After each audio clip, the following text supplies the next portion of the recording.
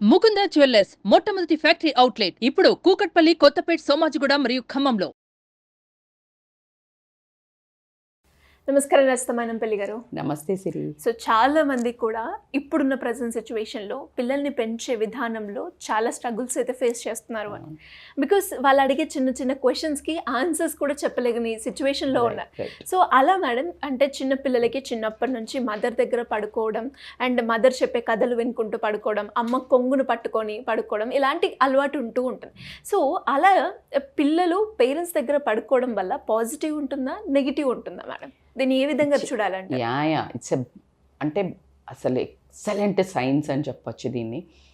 మనకు ఆ science theories తెలియక ముందు కూడా మనం గమనిస్తే ఎంతమందికో ఎక్స్పీరియన్స్, అంటే తల్లి తెలివి కలదనివ్వండి, కాకపోనివ్వండి, అందగత్తవ్వనివ్వండి, కాకపోనివ్వండి, ఆర్థికంగా రీచ్ అవ్వనివ్వండి, కాకపోనివ్వండి, ఎవరైనా కానివ్వండి, తల్లి ఒడి అసలు అది అద్భుతం. నాకు ఎంత ఆశ్చర్యం, ఎన్నిసార్లు అనుకున్నా, అంటే మనం ఎంత ప్రేమ చేసి ఎంత ఆడిచ్చినా అమ్మని ఇట్లా చూడంగానే వెళ్ళిపోతారు, ఆపేస్తారు, వెళ్ళిపోతారు. ఇక నిద్ర విషయానికి వస్తే గనక ఆ నిద్ర అనేది తల్లి ఒడిలో, అంటే తల్లి దగ్గర తల్లిని ఆనుకొని పడుకున్నప్పుడు ఉండే ఒక, ఎందుకు వీళ్ళు తల్లి దగ్గరే పడుకుంటారు, వేరే దగ్గర పడుకోరు. దానికి కూడా మనకి ఎప్పుడు క్వశ్చన్స్, ఎంత బాగా చూస్తాం, ఎందుకు ఇక్కడ పడుకోవచ్చు కదా, ఏమో అసలు ఎంత ర్యాండమ్గా అడుగుతారో కొంతమంది.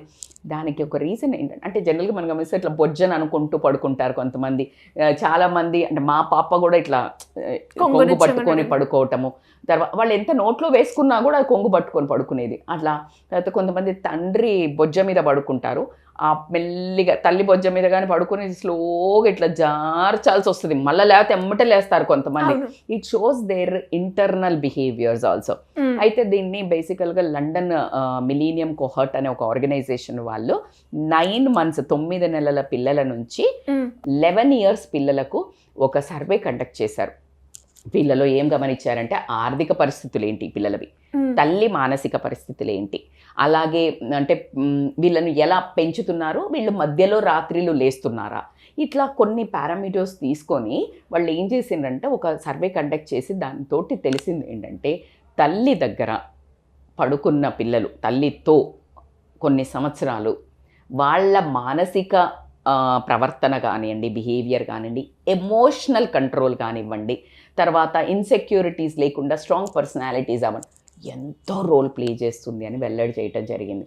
సో ఈరోజు మనం మాట్లాడుకునే టాపిక్ ఖచ్చితంగా యంగ్ మదర్స్కి చాలా చాలా హెల్ప్ అవ్వడం జరుగుతుంది.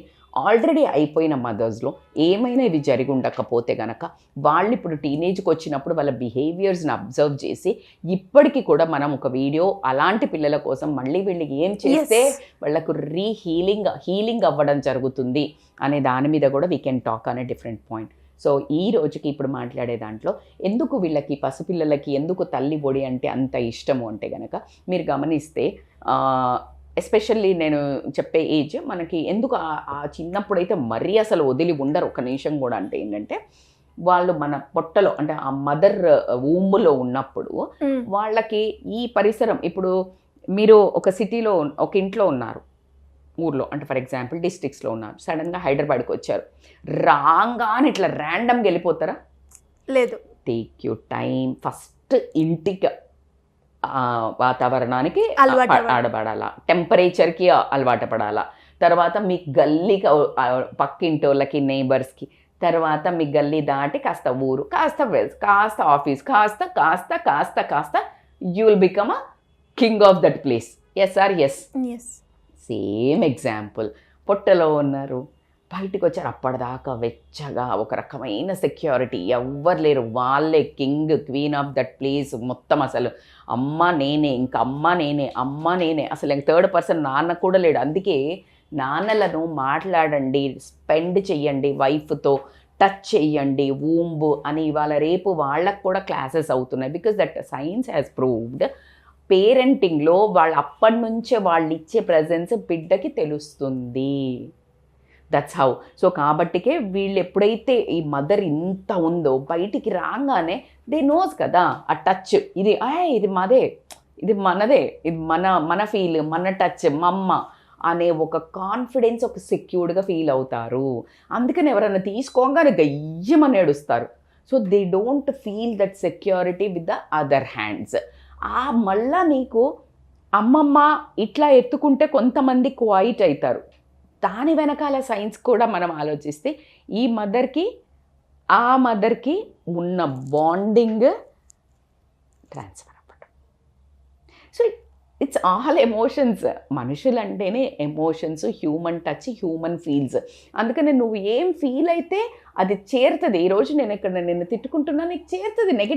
నెగిటివ్ ఆరా, పాజిటివ్ ఆరా, అన్నీ ఎందుకు మాట్లాడుతున్నారు? ఎయిర్లో పాస్ అవుతాయి అవి. The magnetic waves will pull that energy. It's not a small thing. ఇట్లా మాట్లాడుకుంటూ పోతే ఇది ఒక పెద్ద ప్రపంచము. So coming to the point, అందుకనే అమ్మ ఒడికి 9 నెలల నుంచి ఖచ్చితంగా, అంటే పుట్టినప్పుడు టాడ్లర్ నుంచి ఒక 5 ఏళ్ల వరకు ఖచ్చితంగా మనతోటే పడుకోబెట్టుకోవడం అనేది ఇంపార్టెంట్. ఎస్పెషల్లీ నువ్వు ఫీడింగ్ చేస్తున్నప్పుడు వాళ్ళకి దూరం పడుకోబెట్టావనుకో, ఫీడింగ్ తర్వాత 5 years లోపలకు కూడా వాళ్ళకి ఆకలేస్తుంది. వాళ్ళకి ఆకలేసినప్పుడు నువ్వు లేవు, మేడం నేను రోజంతా ఇచ్చిన మేడం పాలు, లేకపోతే రోజంతా వాడిని మంచిగా తీసుకున్నా, నాకు నా టైం ఉండొద్దా? నేను అరే యార్ 9 నెలలు మోసావు కదా, ఇంకొక 5 ఏళ్ళు till they get a solid of mind. Oh she's there always she'll take care of me, మా అమ్మ నన్ను ఎప్పుడు బాజు అనే ఒక ఫీలింగ్స్ అవి చెప్పరు. It's not a vocal. వాళ్ళకి ఆ కాన్ఫిడెన్స్, ఆ సెక్యూరిటీ, ఆ భద్రతాభావం మంచిగా కాన్ఫిడెంట్గా వచ్చినప్పుడు అప్పుడు వాళ్ళు రూట్ అంతా తెలిసిపోతుంది కదా, అప్పుడు ఆటోమేటిక్గా వాళ్ళే విత్ స్టాండ్ అవుతారు. అప్పుడు నువ్వు నేర్పించు. అప్పటికి వాళ్ళకి ఎప్పుడు నువ్వు చెట్టు ఒకటి పాకుతూ ఉంటే ఏం చేస్తావు, ఏదైనా ఒక కట్టె పెడతావు, అది తీగలాగా కట్ట తీసేస్తారు, ఎందుకంటే అది ఆటోమేటిక్గా పాకిపోతుంది. That's how a human upbringing కూడా అంతే, మన మైండ్ సెట్ కూడా అంతే ఉంటుంది. సో కాబట్టికే నువ్వు వాళ్ళని పడుకోబెట్టుకుని వాళ్ళకి ఎప్పుడైతే వాళ్ళకి ఆకలి వేసినప్పుడు నువ్వు పాలు ఇవ్వడము, ఆకలి వేసినప్పుడు కాస్త ఫుడ్ ఇవ్వడము, లేకపోతే వాళ్ళు ఉలిక్కిపడి లేచినప్పుడు నేనున్నా అని అనటము, ఇవేమవుతుందంటే భరోసా. ఈ భరోసా నీకు తెలియకుండా మనం లేనప్పుడు వాళ్ళు పడుకునే ఉన్నారని నువ్వు అనుకోవచ్చు, ఆకలి కావట్లేదు నువ్వు అనుకోవచ్చు, కానీ ఆ లోపల జరిగేది నీకేం తెలీదు. వాడు ఎప్పుడో ఒక చిన్న కళ్ళు తెరుస్తాడు, భయం వేస్తుంటుంది. నాకు ఎంత అంటే నాకు చీకటేస్తే లేవాలనిపించినా నేను లేవని నీళ్ళు తాగాలి, ఎందుకంటే ఒకప్పుడు లైక్ ఐ వాజ్ సో చీకటికి చాలా భయం నాకు. సో భయం వేసినా సరే అక్కడ పడి ఏడుస్తుంటా కానీ లేచి వెళ్ళి లైట్ వేయను. సో అట్లా లోపల ఇప్పుడు నన్ను చూస్తే ఏమనుకుంటారు, బాగానే పడుకుంది అనుకుంటారు. ఆ టైంలో ఏమనుకుంటారు, షీస్ గుడ్ ఓన్లీ. కానీ ఆ పడ్డ నరకము, ఆ బాధ నాకే తెలుసు. So this has been like for long time to నేను దాన్ని వినోవర్ చేయడానికి అక్కడ ఏముండదు, అక్కడ ఏం లేదు, అది చెట్టి, అది నీడ అట్లా రాదు, ఏముండవు, అట్లా నాకు నన్ను నేను అమాయించుకొని ఓవర్కమ్ చెయ్యడానికి ఏంట్లో పట్టింది. ఓవర్కమ్ చెయ్యక ముందు ఐ యూస్ టు రియల్లీ భయం అంటే ఇట్లా ఇప్పటికి కూడా నేను ఎప్పుడన్నా ప్రాక్టీస్ చేయాల్సి వస్తుంది, చాలా మానసికంగా మనం అని అంటే నేను వదిలేయాల్సి వస్తుంది. లేకపోతే ఇక్కడ ఆరా క్లోజ్ ఉంటాయి. దట్స్ వై ఐ థింక్ నేను ఎమోషనల్గా చాలా మందికి కనెక్ట్ అవ్వడానికి, because I understand that empathy అంటారు కదా, I can feel that pain. That's why నేను ఈ టాపిక్ని కూడా అంత ఎమోషనల్గా చెప్తున్నాను.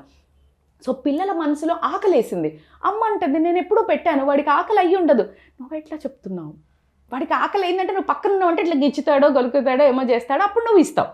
సో నువ్వు దూరం ఉన్నావు, ట్రై చేసి ఉంటాడు. అప్పుడు నాకు ఆకలి వేసినప్పుడు లేదే గుర్తుంటుంది, ఆకలి లేనప్పుడు నువ్వు ఇచ్చింది గుర్తుండదు.